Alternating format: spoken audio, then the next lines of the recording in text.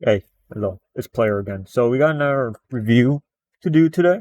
This time we're going to be reviewing the evga x20. It was on sale on Amazon, that's the only reason why I bought it. Okay, so I came to show you guys the box.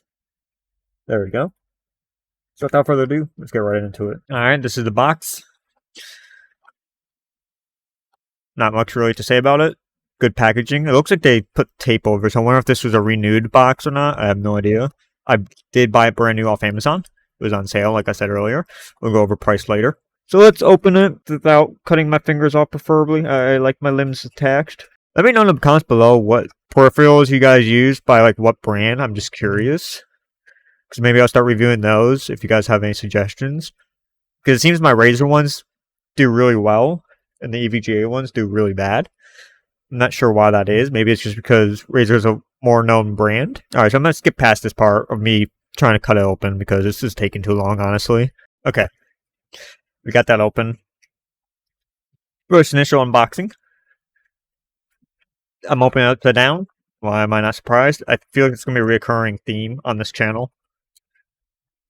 Perfect. Kind of like the Razer box. Nothing fancy.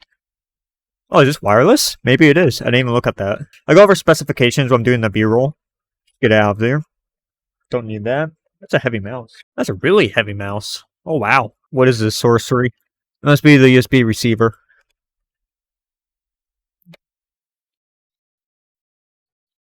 That's nice.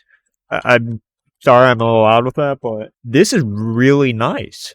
Like, it feels like a premium mouse. The weight's just fine. It has Bluetooth or 2.4G. I don't know why it has Bluetooth on the bottom there. Let me know in the comments below if anyone knows the difference between 2.4G and Bluetooth. I'm assuming Bluetooth uses a different technology opposed to the USB, but I could be wrong with that. I've never really looked into that. It has different little skates. I'm not sure why one's way in the corner here, back there, and there. I would assume that they would put two here and one back here, and one near the sensor.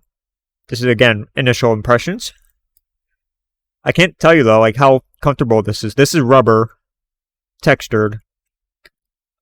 But, like, if I was playing any other game but FPS, I'd be using this mouse. I feel more relaxed when I use it. It slides pretty easy. How do we turn you on? Alright, so we're going to plug it in. I'm going to have to unplug my Razer mouse. By the way, if you haven't seen that video and how I spray painted it, I'll leave a link in that right now. Alright, one downside is they use a USB Type-B, which I'm not crazy about. I like the USB Type-Cs because they go in either direction. This is kind of finicky. So that's how much it lights up. It's not very bright. Back lights up. The scroll wheel lights up. So there's a side trigger button too. There's a sniper button here. It has two side buttons there. I don't know what the CBJ thing is. I think it's just a logo. They have a DPI sensor here. It does feel a little awkward. I'm not used to the shape. I feel like my wrist would start hurting after a while because I feel like that's putting strain and would probably cause carpal tunnel at some point. But it could just also be that I'm not used to this mouse shape. It slides very easy. Again, it's a little bit on the heavier side. You can use it plugged in or not. I like plugged in because it's a little bit faster with latency. That's just my personal take on it. Now let's do a little sound check. Okay, this is a sound check with it all. There is no filters, so you know how we do this.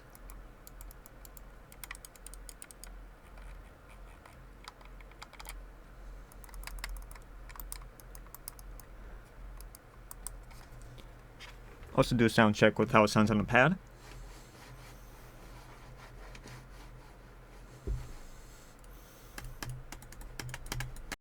Hear the B-roll.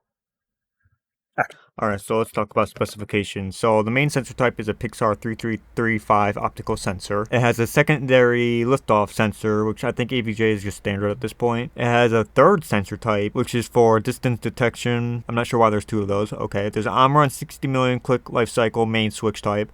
Number of buttons, it claims there's 10 buttons on this mouse. It weighs 123 grams. It has 3 different RGB zones. It has low friction PTF, 5 different profiles that it can store, which is just the different DPI sensitivity you can put on. Alright, so concluding thoughts on this mouse.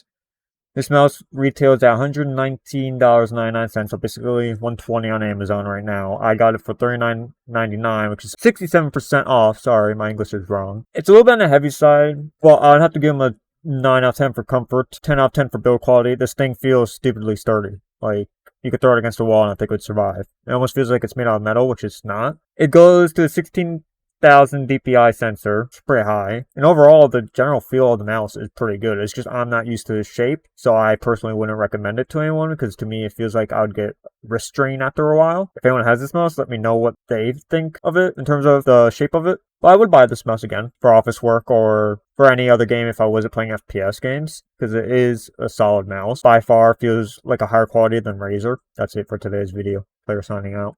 Hey, you. Yes, you. I'm talking to you.